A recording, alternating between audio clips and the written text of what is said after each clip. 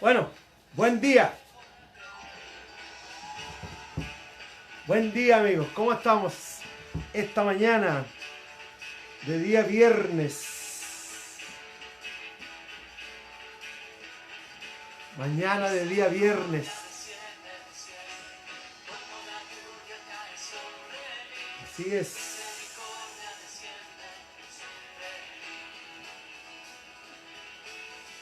Misericordia desciende, desciende sobre mí, sobre mí.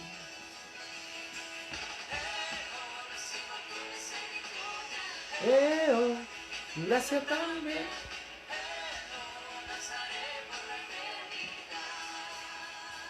¿Cómo estamos amigos y amigas en este bello día viernes? No tengo idea, pero llegamos a un viernes. ¿Cómo llegamos a un viernes? Algunos pensaban que no íbamos a estar aquí, pero acá estamos. Misericordia desciende sobre mí.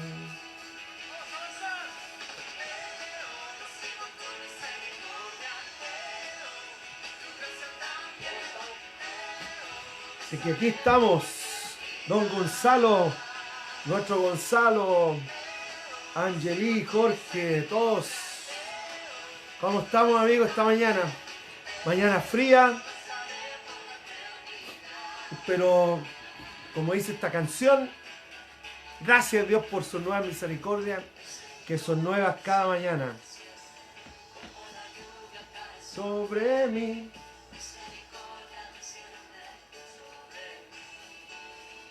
¿Aló? ¿Cómo estamos, señor?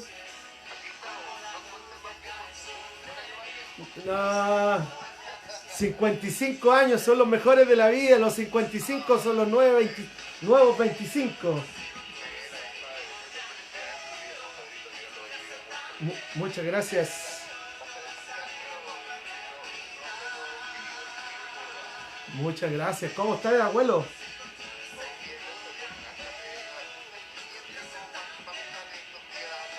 Qué rico, amigo. Disfruta el ser abuelo. Ya, amigo, hoy estoy en un live de Facebook, así que te respondí nomás. Siendo tuyo dije, tengo que responderle. ¿Cómo no van a responder? Ya, amigo, fuerza, un abrazo. Chau, chau. Ya, no es para que me estén llamando a cada rato, pero eso es. Un abrazo a todos. Feliz cumpleaños. Gracias. Gracias por sus saludos. Los 55 son los nuevos 25.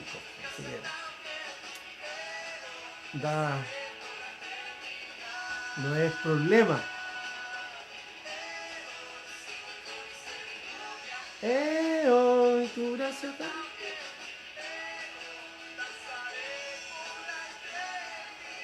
Así que ánimo amigos. Santiago amaneció fresco esta mañana. Amaneció frío. Pero agradecidos por un nuevo día más. Un nuevo año más. Increíble cómo pasan los años pasan, amigos, de una manera extraordinaria. ¿Sabes dónde uno puede ver eso? En los hijos.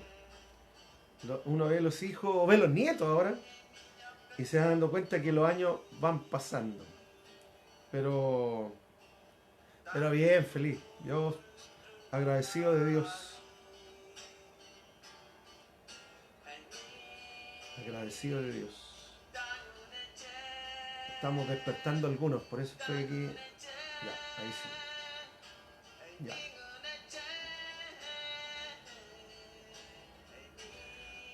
Bueno, estaba para quedarse acostadito en la cama, ¿cierto? Estaba para quedarse de cumpleaños y todo, pero aquí estamos, dándole.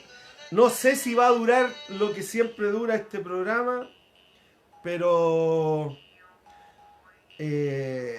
yo sigo. ¿Ya? Así que ¿Tienen su café por ahí o no? Su café, su té, su mate, su Milo, Ulpo, no sé qué más. Buenos días, Raúl, Patricio, Jaime Espíndola, Jimena, gracias por sus saludos. Hola, Nico, Julita, y a todos. Buen día a todos, ¿cierto? Recuerda poner me gusta y compartir para que otros tengan acceso también a este vivo o a este video que después queda grabado y se puede ir reproduciendo, ¿ya? Así que para que puedas poner ahí. Así que, bueno, si tienes tu café, tu té, yo, si me disculpan, voy a ir por mi café. Yes, Dios, Dios, Dios.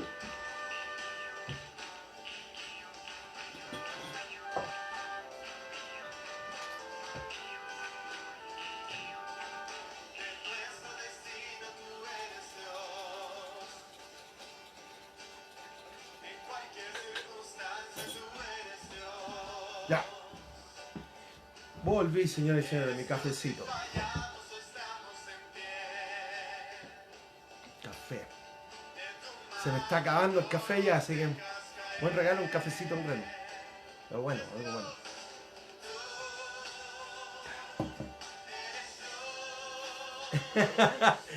Vamos a tratar de dejarnos querer hoy nomás, ¿ya?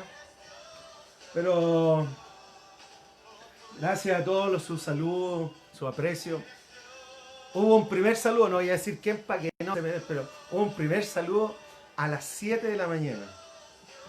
Alguien, y de ahí fue muy interesante, muy lindo. Bueno, no sé cómo hemos llegado hoy día, es como el día 130, algo de que llevamos en cuarentena. Y ha sido muy interesante cómo ha pasado todo esto, ¿ya? La forma de cómo hacer iglesia, de cómo alguien se puede reinventar cosas, ¿ya?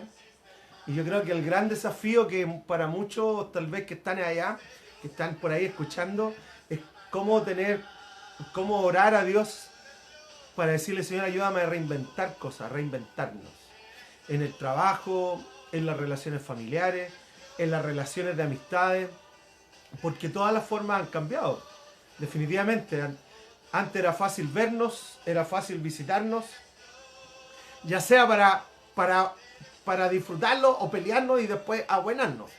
Pero estaba la libertad para poder juntarnos y hoy día hay que reinventar todas las cosas y es un desafío para todos nosotros. Desafío para todos nosotros. Así que, pero bien, Dios tiene el control de todas las cosas y aunque a veces vamos a equivocarnos y a veces vamos a errar y a veces no vamos a lograr todos los objetivos, eso no significa que Dios no está con nosotros, sino que Dios está acompañándonos cada día. Así que animarte, si tal vez tienes que reinventarte laboralmente, si tal vez tienes que reinventarte en tu emprendimiento, ánimo, porque Dios de alguna forma va a darte la creatividad, va a darte la idea para poder generar eso. Así que no te desanimes. En Lucas 18:1 es tan interesante porque Jesús le dice a sus discípulos la necesidad de orar siempre y sin desanimarse. Y a veces es tan fácil para el ser humano, para todos nosotros, es tan fácil desanimarnos, es tan fácil desenfocarnos. Pero Jesús siempre nos está animando a orar y a buscar la voluntad de Dios y a enfocarnos con el Señor. Amén. Así que ánimo con eso y a seguir adelante, seguir caminando con Dios. ¿Ya? Bueno, Lorena, ¿cómo están? ¿Cierto? Felipe, todos. Ya, bien, todos allá están. Un gran abrazo. Bueno, hemos estado hablando. Hoy día recibí una llamada muy linda de USA, de Pastor Tomás Weston, un gran amigo, fue muy animoso. Bueno, oremos y comenzamos esto, porque ya son, ¿qué hora es? Las 9:10 minutos, ¿ya? Oremos. Padre, te damos gracias por este nuevo año de vida, por la vida, por cómo tú nos cuidas, cómo tú nos proteges. Señor, yo te pido una bendición para cada uno de los que está aquí escuchando, viendo. Padre, para que tu reino venga sobre sus hogares, sobre sus vidas. Padre, en el nombre de Jesús, Señor, con todas las noticias que están dando vueltas, Señor, ayúdanos a ser sabios, ayúdanos a distinguir tu voluntad y por sobre todas las cosas, Señor, ayúdanos a confiar en ti y no tan solo en las cosas que el mundo ofrece. Así que, Padre, te damos gracias por cómo tú eres con nosotros. Muchas gracias, Padre. Guíanos, enséñanos y muéstranos la senda y el camino por donde andar. Enséñanos, Padre. Te damos gracias, Señor, en el nombre de Jesús. Amén. Amén. Y creo que estaba pensando con todas las noticias que hemos escuchado, buenas, malas, de acuerdo, no de acuerdo. Al final, uno de los requisitos, lo que hablamos el miércoles, una de las demandas o la exigencia para ser discípulo, es renunciar. Es renunciar a poner la confianza en la riqueza y en lo material. Y eso es duro, porque vivimos en una sociedad altamente materialista, es duro eso. Pero al final a eso somos llamados, así que tenemos que aprender a hacer eso, ¿ya? Bueno, vamos a parar esto aquí. ¿Ya? Eso. Bueno, ahí sí. ¿Ya? Ahora sí. Buen día, Carmen y todos que se han ido añadiendo, Francisco, Van, Edith. Un buen día a todos ustedes, a todos. Recuerda poner me gusta y compartir, no se te vaya a olvidar. Bueno, hemos estado hablando sobre este leve conflicto, gran conflicto que hay entre la palabra cristiano y discípulo, ¿ya? Y la palabra cristiano, si bien recuerdan ustedes, lo hemos hablado ya los últimos vivos, la palabra cristiano aparece solamente 3 veces en la Biblia y no en ninguna parte de los evangelios aparece. O sea, nunca hubo una referencia de Jesús o de los discípulos a la palabra cristiano. Ellos no se autodenominaron cristianos. Ellos no se autodenominaron, no inventaron el cristianismo, ¿ya? La palabra cristiano viene a aparecer por primera vez por allá en Hechos 11, en la iglesia de Antioquía, que era la segunda iglesia como más fuerte que había formada. La primera iglesia que se formó fue la iglesia en Jerusalén, y luego se formó Antioquía, y Antioquía tomó mucha fuerza, estaba muy bien organizada, etc. Entonces, allá fue donde por primera vez se los llamó a los discípulos, se les llamó cristianos. Y bueno, más adelante también la palabra cristiano fue abrazada por el Imperio Romano bajo el emperador Constantino, ya un pequeño historia, pero el emperador Constantino se dio cuenta que el cristianismo estaba expandiéndose y que de alguna forma él podía utilizar el cristianismo para usar una plataforma, tenerlo como plataforma para llegar a un grupo de personas que él no tenía acceso. Entonces él utilizó políticamente el cristianismo para llegar a un grupo. Es que me da risa, ¿saben por qué? Porque hoy día es la misma cuestión, ¿no? Muchos políticos utilizando el cristianismo para... Pero bueno, es así, ¿ya? Pero los romanos de esa época, Constantino estableció, en ese momento llamado así, el credo o la religión cristiana como la base del Imperio Romano. Pero fue una movida política, no es que Constantino se haya convertido a Cristo, nada, él simplemente lo hizo políticamente y así fue como él estableció el cristianismo en Roma. Bueno, y de ahí vino todo lo que nosotros ya sabemos más o menos. Pero entonces esa palabra cristiano es una palabra hoy día que es tan mal usada o mal comprendida, porque asociamos la palabra cristiano al que va a la iglesia, al buena persona, al que de alguna forma tiene un estilo de hablar diferente, no sé, de vestir diferente. Pero en los tiempos de Jesús, en los evangelios, no existía esta palabra cristiano, no existía esta filosofía, pensamiento o creo cristianismo, ¿ya? Sino que se les llamaba a los seguidores de Jesús, se les llamaba discípulos.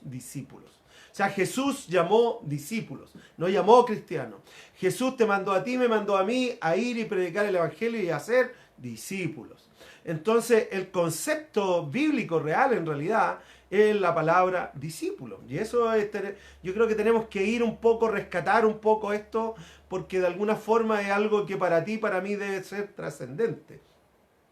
Porque no somos solamente llamados a ser parte de una iglesia, no somos solamente llamados a manifestar un credo, sino que somos llamados también a manifestar una vida distinta. Y esa vida distinta va asociado al discipulado. El discípulo, la palabra discípulo en el griego, es la palabra matetes, que tiene que ver con que significa aprendiz, estudiante, pero en esencia tiene que ver más con aquel que quiere ser como su maestro.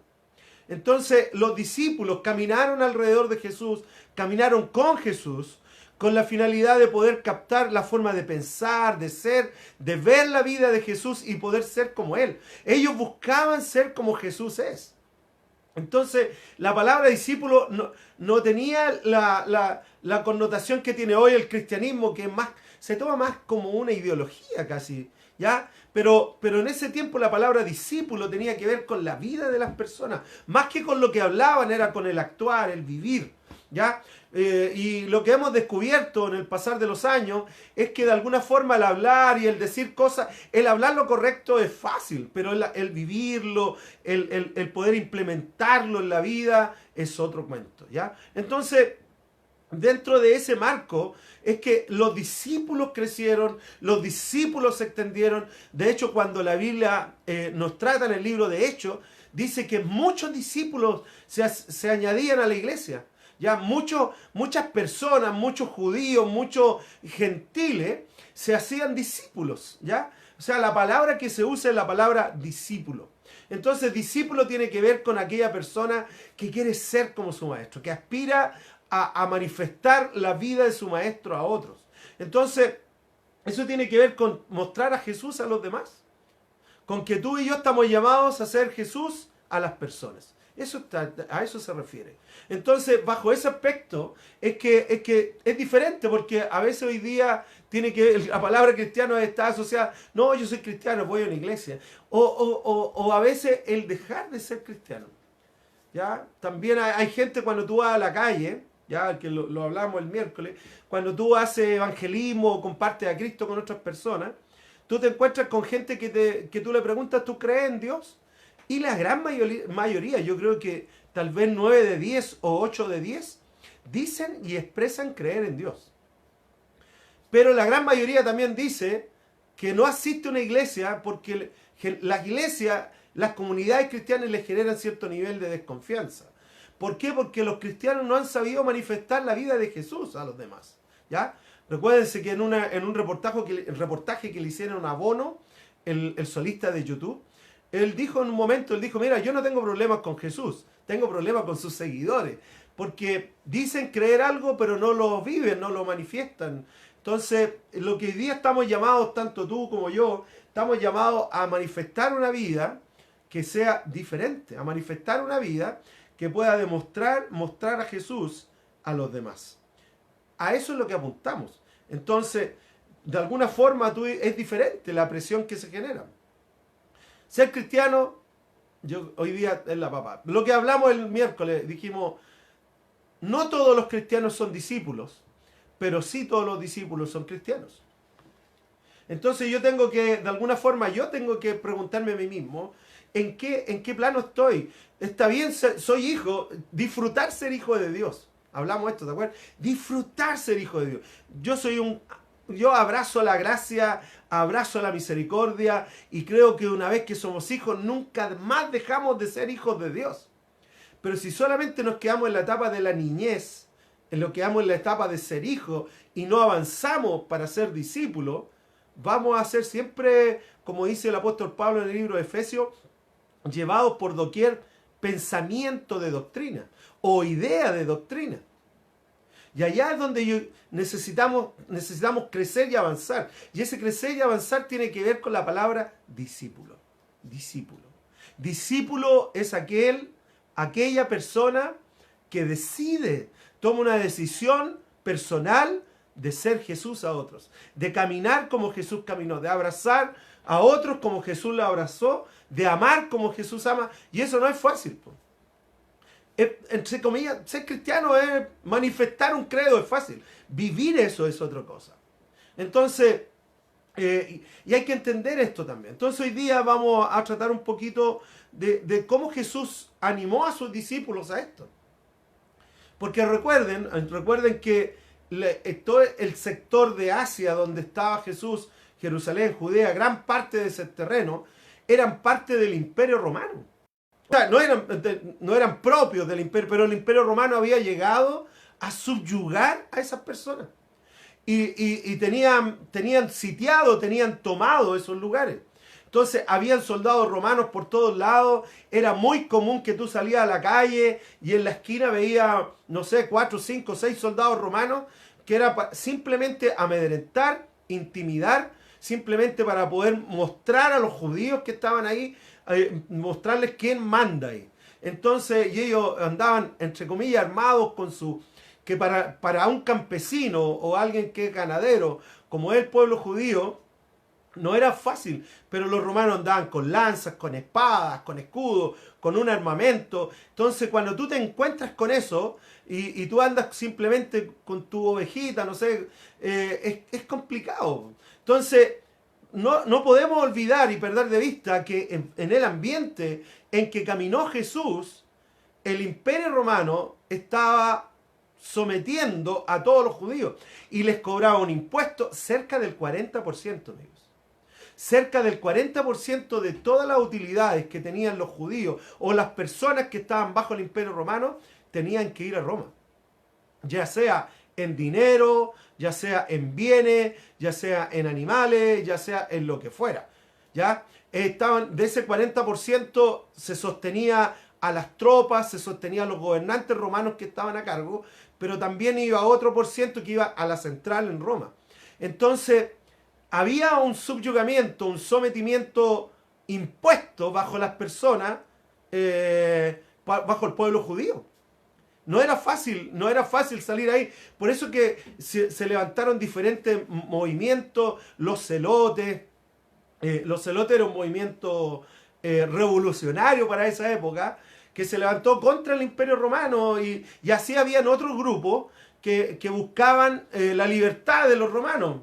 Como que nada ha cambiado, muchas cosas siguen igual nomás. Pero ahí cuando tú te vas dando cuenta y cómo Jesús llama a sus discípulos a vivir en ese ambiente. No fue fácil para los judíos. No era fácil para los seguidores o discípulos de Jesús ese tiempo. No fue fácil. No fue fácil. A veces nosotros nos imaginamos porque hemos visto las películas de Jesús, la gente caminando y como que no le dan tanto énfasis a este sometimiento que tenían los romanos sobre los judíos. Pero era un sometimiento fuerte, agresivo, violento. No era fácil. De hecho, si tú no pagabas tus impuestos, si tú te quedabas con parte de los impuestos, iban y te embargaban tus bienes, te embargaban hasta tu familia para llevárselos como esclavos. Entonces, era toda una intimidación constante que tenían los romanos sobre el pueblo de Israel, sobre los judíos. Entonces, bajo ese ambiente es que Jesús llega. Astutamente los romanos permitieron, no tan solo a los judíos, sino que en todo lugar donde ellos llegaban, permitían y les daban libertad religiosa, pero no política, ni económica. Le daban la libertad religiosa y le decían, no, crean lo que ustedes quieran creer, no, a nosotros nos da lo mismo, mientras ustedes se sometan a nosotros y nos paguen los impuestos, lo demás nos da lo mismo. Por eso que ahí estaba Pilato, Herodes y todo esto, que eran representantes del Imperio Romano, para gobernar sobre estos grupos sociales, ¿ya? Entonces, en ese ambiente se levantan los discípulos y en ese ambiente es que Jesús trata con sus discípulos. No era una sociedad fácil de vivir. Entonces, el 40%, imagínate, el nivel de impuestos que ellos pagaban era el 40% de todo lo que ellos generaban. Entonces, digo esto porque es tan importante entender ¿Por qué los judíos tenían la expectativa de un Mesías? Porque el pueblo judío estaba sometido al Imperio Romano fuertemente, fuertemente, y ellos tenían la expectativa de un Mesías. Ellos sabían que años atrás, siglos atrás, Dios les había prometido que les iba a enviar un Mesías. Y ese Mesías iba a venir a ser el libertador, el sanador, el representante de Dios en la tierra. Entonces, en su mente y en su interior, ellos pensaban que cuando iba a llegar este Mesías, de alguna forma también le iba a traer la libertad social, la libertad política, la libertad económica, con la finalidad de poder ser ellos y avanzar en su nación. Esa era su expectativa. Por eso cuando aparece Jesús no le creyeron, porque ellos decían, pero si este es el hijo del carpintero, este yo lo vi crecer, yo lo vi jugar. En su mente nunca aceptaron que Jesús era el Mesías, y hasta el día de hoy nunca lo aceptaron porque en su corazón ellos tenían la leve expectativa de que el Mesías venía a liberarlos de la esclavitud de los romanos. De hecho, en el libro de Hechos, cuando Jesús le habla los 40 días acerca del reino, después uno de los discípulos le pregunta, oye, ¿pero va a darnos libertad ahora? Ellos aún, después de 3 años y medio, después de 40 días de seminario acerca del reino, aún seguían teniendo la expectativa que tal vez Jesús iba a liberarlos del Imperio Romano. ¿Ya? Entonces tenían una expectativa social de Jesús, tenían una expectativa un poco diferente. Jesús venía a traer libertad, pero era una libertad espiritual. Jesús venía a traer salvación espiritual. Jesús venía a generar un movimiento en el ambiente espiritual que podía manifestarse en lo social. Pero no necesariamente Jesús venía a hacer un cambio social, amigos. No, eso es un error pensar. Eso era lo mismo que pensaban los judíos. Los judíos dicen, no, ahora viene Jesús, ahora viene el Mesías para traer la libertad social. Y no fue eso. Jesús venía a traer una libertad en tu interior del ser humano. Por eso Jesús dijo, si conocen la verdad, serán verdaderamente libres. Porque la verdadera libertad no está en el ámbito social, económico, político, laboral. La verdadera libertad del ser humano está en su ser interior. Podemos estar presos, como estaba el apóstol Pablo en montones de oportunidades. Están en una cárcel, pero él está escribiendo, me gozo, me alegro, me regocijo, porque su libertad no tiene que ver con estar encerrado en 4 paredes, sino que su libertad tiene que ver con un sentimiento, con un sentir interno de Dios en él. Entonces, podemos tener todas las libertades sociales, políticas, las que tú quieras. Tú busca eso. Pero si hay ataduras interiores, si aún no está Jesús en tu interior, vas a seguir esclavizado. Y esa es la cuestión. Entonces, bajo ese ambiente es que Jesús llega, bajo ese ambiente es que los discípulos se añaden a seguir a Jesús. Entonces, no era un ambiente fácil. Yo estoy cierto, a nosotros nos pasó en muchas oportunidades que tú salías a predicar, salías a evangelizar, y se juntaba mucha gente en ese evangelismo, y llegaban carabineros, porque se generaba cierto alboroto social.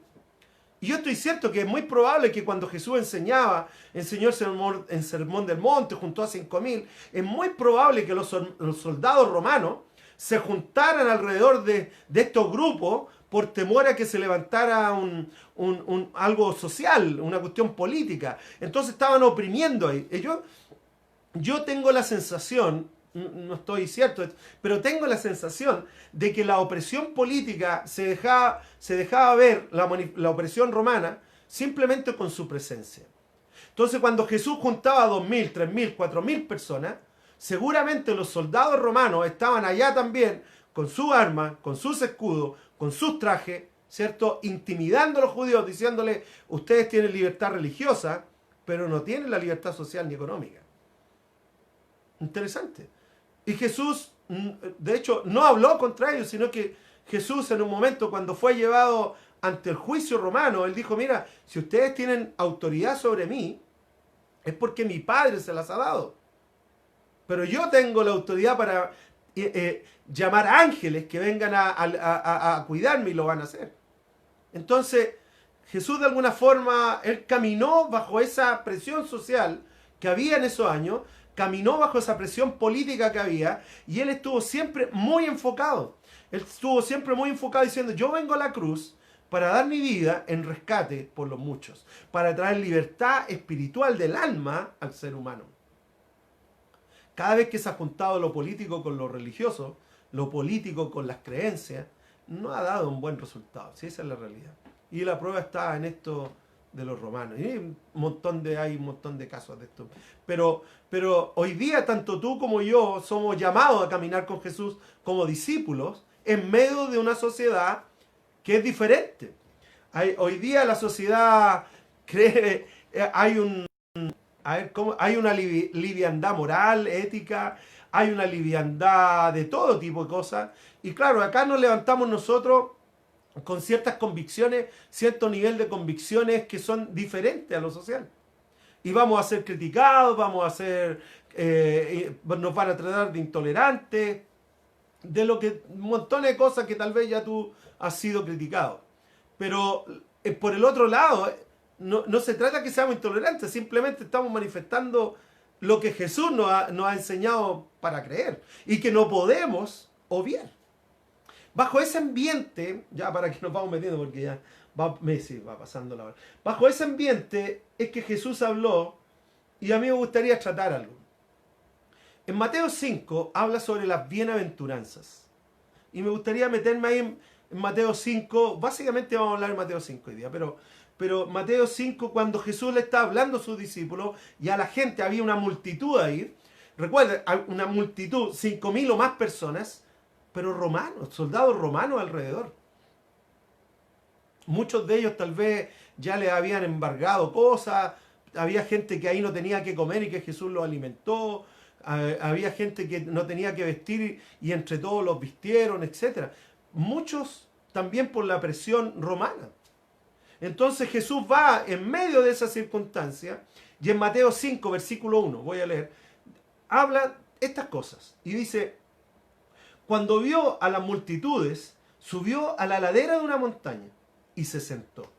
Sus discípulos se le acercaron y tomando él la palabra comenzó a enseñarles diciendo, ya, aquí hay que imaginarse, un montecito, la gente sentada, no era poca gente, multitud de personas, 3.000, 4.000, 5.000 personas escuchando, pero alrededor de ellos, romanos, soldados romanos, imponiendo, entre comillas, el orden social y político para que ese grupo de personas no se levantara en contra. Imagínate un levantamiento de 3.000, 4.000 personas, es importante. Entonces necesitaban ellos mantener esa presión militarizada de ese momento. Entonces, Jesús sentado en un monte, las personas alrededor, militares alrededor. Y dice lo siguiente, dichosos, dice el versículo 3 de Mateo 5, dichosos los pobres en espíritu, porque el reino de los cielos les pertenece. Dichosos los que lloran, porque serán consolados. Dichosos los humildes, porque recibirán la tierra como herencia. Y dichosos los que tienen hambre y sed de justicia, porque serán saciados. Lo que Jesús estaba haciendo era identificar la necesidad de las personas que estaban ahí sentadas con él. No fueron... Mira, este Mateo 5 se han escrito como... Qué lindo poema. Se han hecho críticas literarias a esto. Como una obra literaria. Pero no podemos obviar lo histórico y no podemos obviar lo que estaba sucediendo en ese momento. Y lo histórico y lo que estaba sucediendo era que había una opresión militar, había una opresión romana y había necesidades en la gente. Las personas estaban pasando hambre, estaban pasando necesidades y Jesús viene y se identifica con esas necesidades. Se identifica con la necesidad de las personas que estaban sentadas y le dice, los pobres en espíritu. Aquellas personas que se sienten en su interior poca cosa, aquellos que se sienten en su interior que les ha ido mal, que la están pasando mal, aquellos que están luchando en su ser interior consigo mismo. Y le está diciendo a ustedes, yo sé que están luchando, pero porque el reino de los cielos les pertenece a ustedes, que están peleando en su interior y que están luchando en su interior. Yo me imagino porque en otras oportunidades, en estos grandes grupos, andaban hombres, mujeres y niños. Tal vez familias completas con sus hijos y que tal vez los padres no tenían qué darles de comida o dónde dormir. No lo sabemos. Pero sí había una necesidad. Y Jesús les habla a esas personas, les dice, mira, dichosos los pobres en espíritu, aquellos que en su interior están experimentando lucha y conflictos, pero el reino de los cielos es de ustedes, el reino de los cielos les pertenece.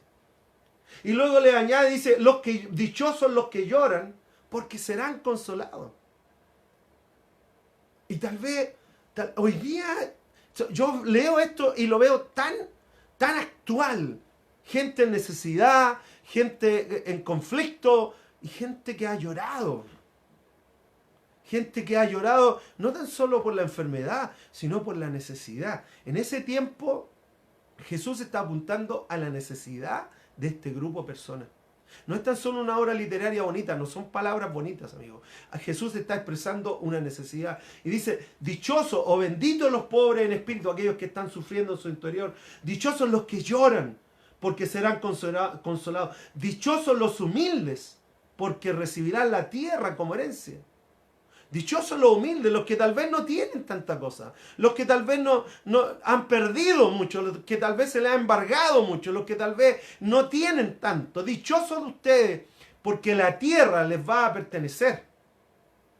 Y después añade, que lo encuentro tremendo, dice, dichosos los que tienen hambre y sed de justicia, porque serán saciados.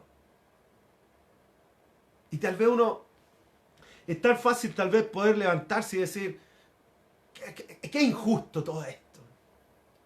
Pero Jesús está diciendo, dichosos los que tienen hambre y sed de justicia, porque ellos serán saciados. Va a llegar el momento en que la justicia de Dios, va a llegar el momento en que cuando Jesús vuelva, todo esto se va a restaurar, todo esto se va a recomponer y todo esto va a llegar a un punto de la creación inicial de Dios.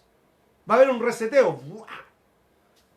Pero mientras tanto estamos tú y estamos yo en un plano donde a veces tenemos conflicto, pobre en espíritu, tenemos conflicto en nuestro interior, estamos llorando, nos sentimos humildes, a veces sin muchas cosas, o simplemente con hambre y sed de justicia. Y recuerden que yo lo que quiero es poder llevarlos al momento. Había miles de personas escuchando, pero también muchos romanos oprimiendo. Y los romanos estaban ahí simplemente para decir, cuidado, estamos nosotros aquí. No es que se les fueron encima, no es que llegaron a golpear. Simplemente con su presencia, ellos manifestaban intimidación a los demás. Y esa intimidación hacía que este grupo se mantuviera quieto. Pero Jesús viene a hablarle a la gente. Estas no son palabras que son bonitas. Jesús le está diciendo, dichosos ustedes las que la han pasado mal. Dichosos ustedes los que tal vez han sufrido. Dichosos ustedes que tal vez se han visto metidos en situaciones conflictivas, porque de ustedes es el reino. Versículo 7 en adelante, como que cambia un poco Jesús. Porque los primeros versículos habla sobre el sentimiento interno. Pero luego lo manda como, hace un cambio y los desafía a una actitud. Los desafía a un cambio de actitud. Y les dice en el versículo 7, comienza a decirle, dichosos los compasivos. O sea, le está diciendo que esas personas que habían sido oprimidos, que habían sido robados, que habían sido oprimidos, militarizados, que habían sido subyugados, que habían sido robados, le está diciendo a esas personas que tienen que ser compasivos con los romanos. ¿Sí? Eso le está diciendo. Dichosos los compasivos. No era ser compasivo con ellos mismos. Era ser compasivo aún con el enemigo. Era tener compasión aún con aquellos opresores. Por eso que es tan importante lo que Jesús está hablando aquí. Porque Jesús no está hablando simplemente a abrazar un credo. Jesús no está hablando solamente de asistir a una iglesia. Está hablando de un cambio de actitud de las personas. Y ese cambio de actitud, Jesús lo llama, versículo 7, dichosos los compasivos, aquellos que manifiestan compasión, no solamente para los suyos, sino también para los enemigos. Dichosos los compasivos porque serán tratados con compasión. Dichosos los de limpio corazón. ¿Qué significa limpio corazón? Que no guardan rencores, que no guardan odiosidades, que no guardan los enojos. Porque ellos verán a Dios. Verán la justicia de Dios, verán el ingreso y la irrupción de Dios en sus vidas. Pero primero, yo lo que veo, no sé, a lo mejor yo estoy hablando de más, pero lo que yo veo que en los primeros 3 versículos, 4 versículos, Jesús hace como una identificación de las necesidades de las personas. Habían llorado, se sentían que le habían robado cosas, se sentían que estaban siendo humillados. Pero luego los llama, desde esa posición, los llama a un cambio de actitud y le dice, tienen que desarrollar compasión. Y luego le dice, tienen que mantener su corazón limpio, fuera de odiosidades y fuera de rencores y fuera de enojos, que no es fácil, porque la situación que estaban viviendo era conflictiva. Y luego en el versículo 9, les dice otro cambio de actitud que es mucho más profundo. Dice, dichosos los que trabajan por la paz, porque serán llamados hijos de Dios. Trabajar por una paz. Nosotros hemos sido educados en que si te golpean, tú golpeas, en que si te empujan, tú empujas. Pero Jesús está diciendo, no, trabaja la paz. En la versión de la Reina Valera dice, pacificadores. Pero trabajar la paz, dice, dichosos los que trabajan por la paz, porque serán llamados hijos de Dios.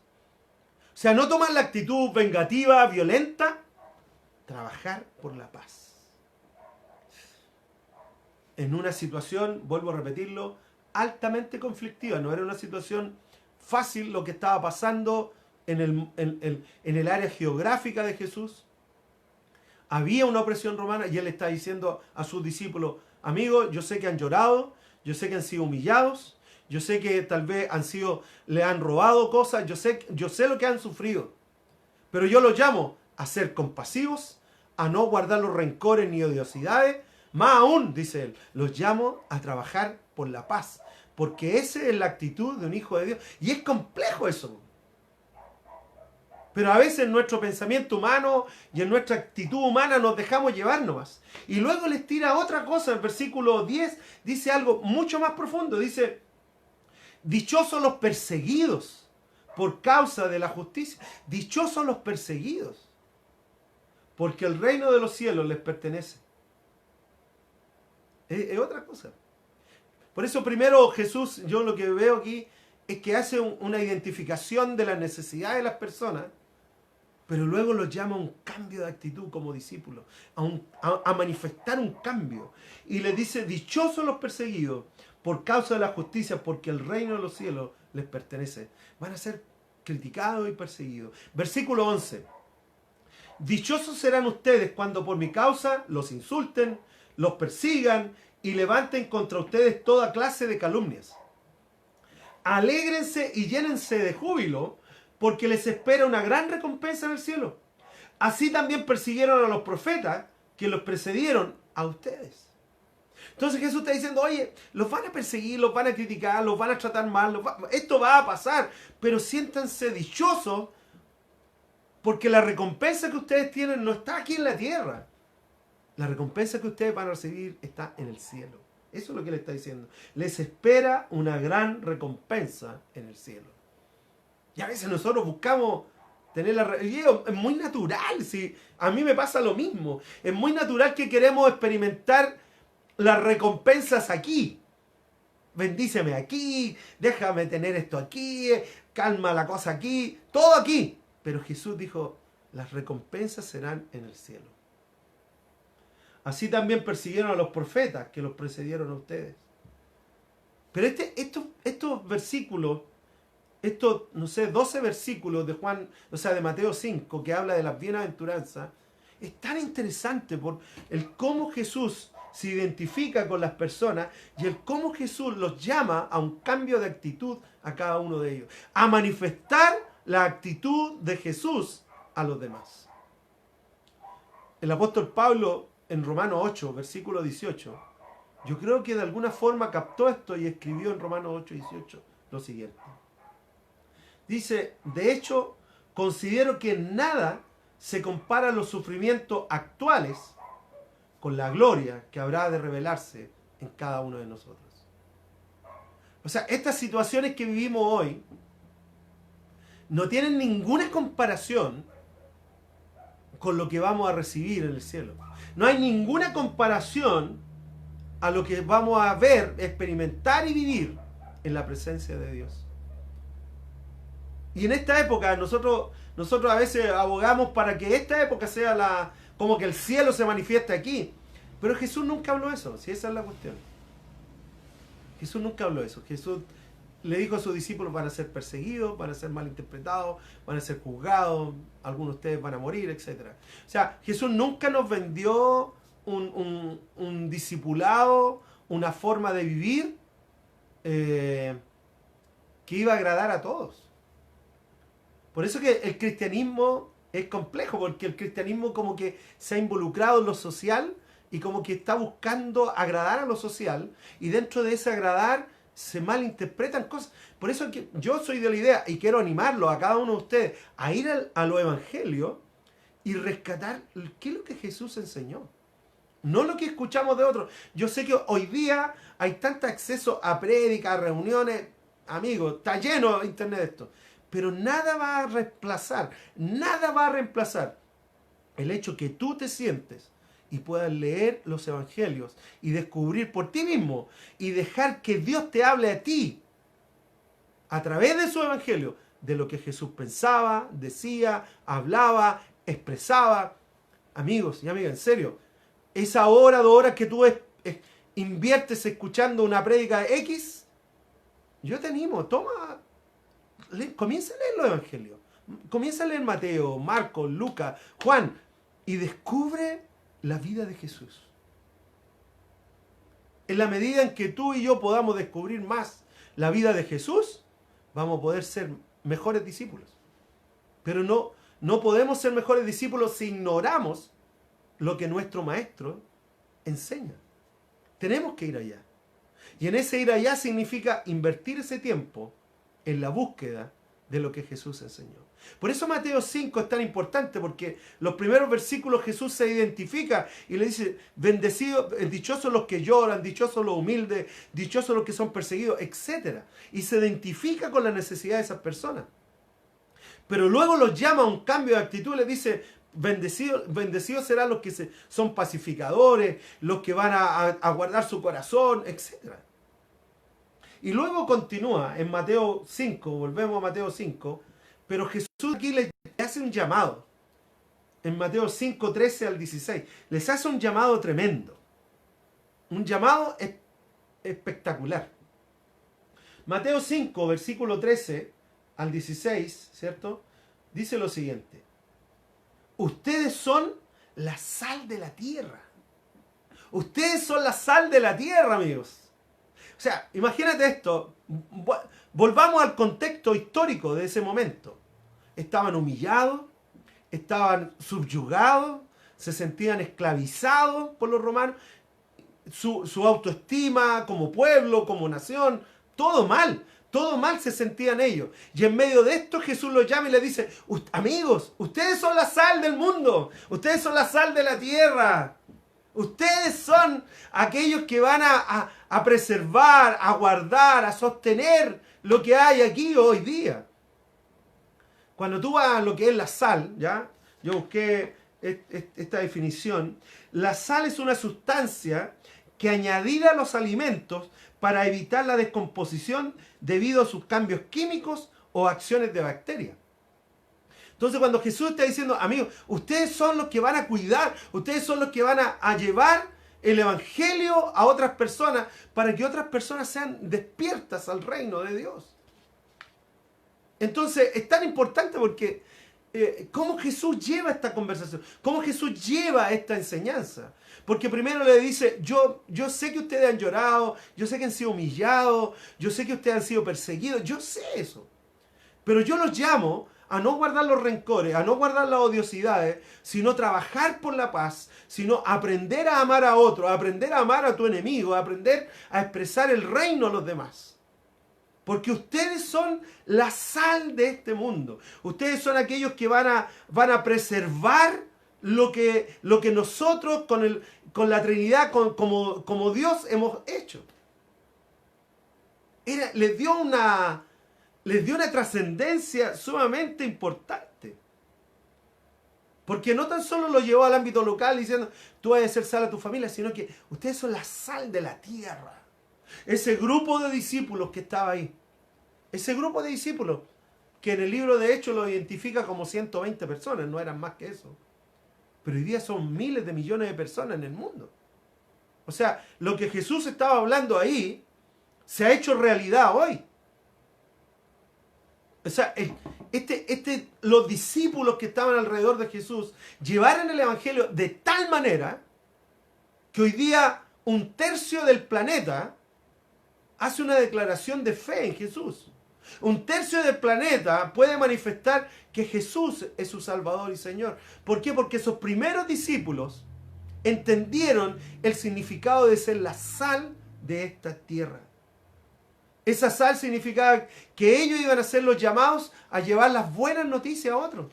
Que ellos iban a ser los que iban a cuidar y mantener el concepto de la vida, de la familia, el concepto del ser humano, el concepto de Dios, etc. Ellos iban a ser personas que no tan solo iban a filosofar acerca de esto, sino que iban a manifestar un estilo de vida.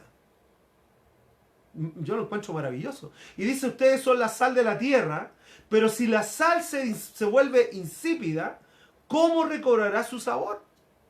Ya no sirve para nada, sino para que la gente la deseche y la pisotee. O sea, si la sal no sala, si la sal no sazona, no sirve de nada. Por eso que somos llamados a ser sal, tú y yo somos llamados a ser la sal de esta tierra, a llevar el Evangelio, a llevar la enseñanza del reino, pero también a llevar la práctica de esta vida cristiana, de esta maravillosa vida de Jesús en nosotros. Y Jesús les dijo, yo entiendo, han sufrido, han llorado, han sido humillados, yo entiendo esto. Pero yo los llamo a un cambio de actitud, a que sean compasivos, trabajen por la paz, aprendan a amar a su enemigo, porque ustedes son la sal. Ustedes son lo precioso, aunque han sido humillados, ustedes son lo más importante de este planeta. Eso es lo que le estaba diciendo Jesús. Y eso es lo que eres tú y soy yo hoy día. Tú eres el representante. El apóstol Pablo dijo que somos embajadores de Dios, donde tú estás. Tú eres un representante del reino de Dios. Donde tú estás, el reino va contigo y tienes la posibilidad y tienes la alternativa de manifestar ese reino a los demás. Yo lo encuentro grandioso. Porque esto no tiene que ver con los títulos que tenemos universitarios, no tiene que ver con la cuenta en el banco que tenemos, no tiene que ver con el trabajo que hacemos, tiene que ver con el estilo de vida que llevamos. Tiene que ver con la forma de ser, tiene que ver con el carácter que manifestamos, tiene que ver con la forma en que amamos. Es otra cosa. Y tú y yo somos esta sal. No, a veces cuando pensamos en discípulos, pensamos en los 12 o en los 11 que caminaron con Jesús. Y tendemos a pensar en él, pero tú eres también parte de eso. Tú y yo somos esa sal que Dios ha puesto para preservar, para cuidar, para que este mundo pueda de alguna forma captar qué es y quién es el reino de Dios. Luego Jesús añade en el versículo 14, dice, ustedes son la luz del mundo, porque una ciudad en lo alto de una colina no puede esconderse, ni se enciende una lámpara para cubrirla con un cajón. Por el contrario, dice, se pone en la repisa para que alumbre a todos los que están en la casa. Hagan brillar su luz delante de todos. Hagan brillar su luz delante de todos. Para que ellos puedan ver las buenas obras de ustedes y alaben al Padre que está en el cielo. Maravilloso. Yo encuentro, este capítulo 5 lo encuentro maravilloso. de cómo Jesús se identifica con la gente, de cómo Jesús los llama a un cambio de actitud y de cómo Jesús después les da una importancia. Ustedes son la sal que va a preservar este planeta, pero son la luz que va a alumbrar el camino, son la luz que le va a mostrar a las personas dónde ir. Él está diciendo, porque ¿quién prende una luz para luego taparla? ¿Quién prende una luz para ponerla bajo la cama y que nadie alumbre? No es así. Todo aquel que prende una luz es para ponerla en un lugar alto para que ilumine lo máximo que se pueda iluminar. Tú eres la luz, amigo y amiga. Y nos dice, hagan brillar su luz delante de todos. ¿Cómo hacemos brillar esa luz? ¿Cómo brillamos? ¿Cómo tú y yo brillamos? ¿Ya? Dice, para que puedan ver las buenas obras de ustedes. El buen actuar, el bien hacer de cada uno de nosotros. Cuando tú y yo tomamos la actitud de Cristo, de amar al rechazado, de caminar con el marginado, de poder compartir lo que Dios nos ha dado, cuando este bien hacer, estas buenas obras, comenzamos a compartirlas con otros, ¿sabes lo que comienza a pasar? Comienza a brillar. Y gente dice, mira esta persona, de lo poco que tenía, nos ha dado. De lo que mucho tenía, ha compartido. ¿Qué es lo que dice el mundo? El mundo dice, no, primero tú, segundo tú, tercero tú, cuarto tú, y si sobra algo es para ti. Pero Jesús no está diciendo esto. Está diciendo que por nuestro actuar, por las buenas obras, por nuestro bien vivir, por nuestra manifestación de la vida de Jesús en nosotros, la gente va a recibir esa luz y van a alabar al Padre que está en el cielo.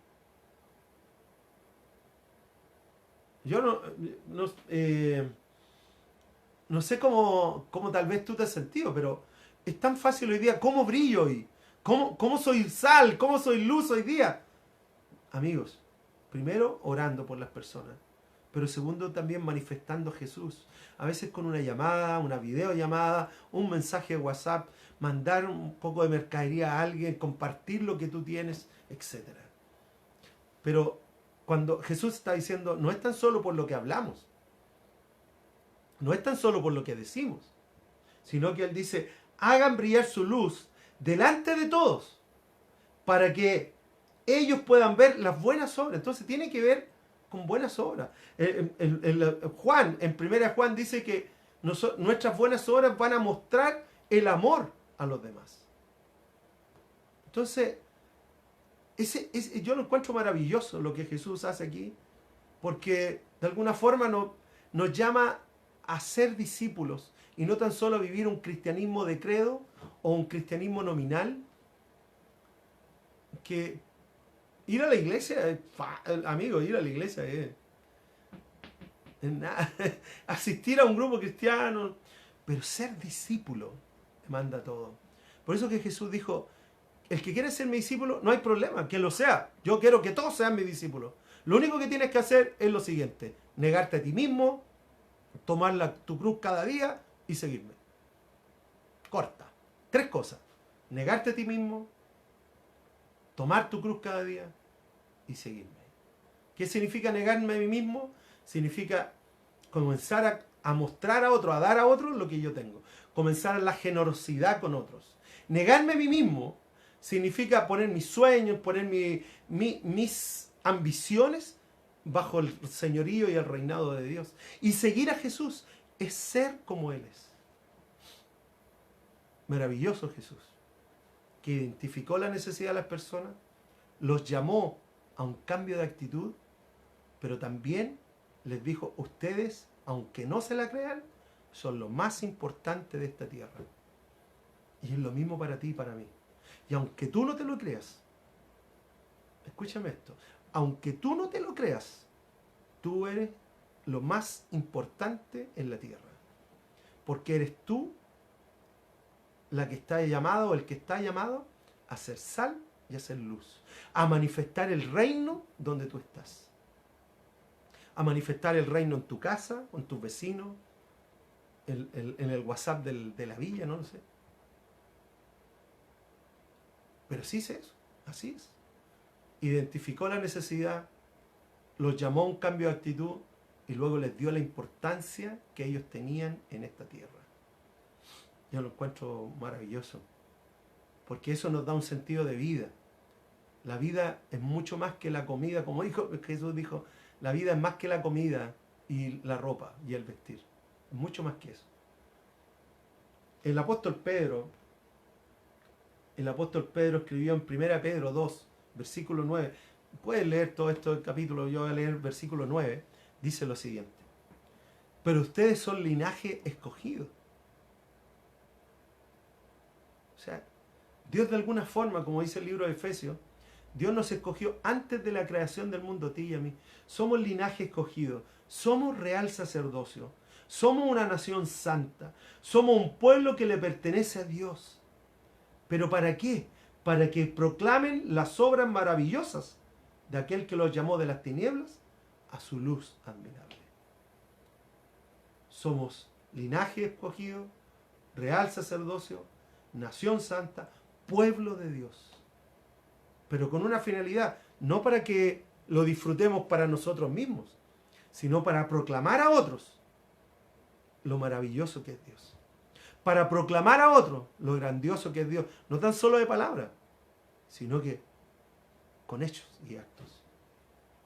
Por eso que creo que no debemos conformarnos con solo ser cristianos. Y suena como conflictivo, pero al entender la palabra discípulo me hace mucho sentido a mí al menos. No es tan solo ser cristiano, es ser discípulo. Por eso no te conformes con ser cristiano o buena gente, sino que puedas ser sal y luz de Dios aquí en la tierra.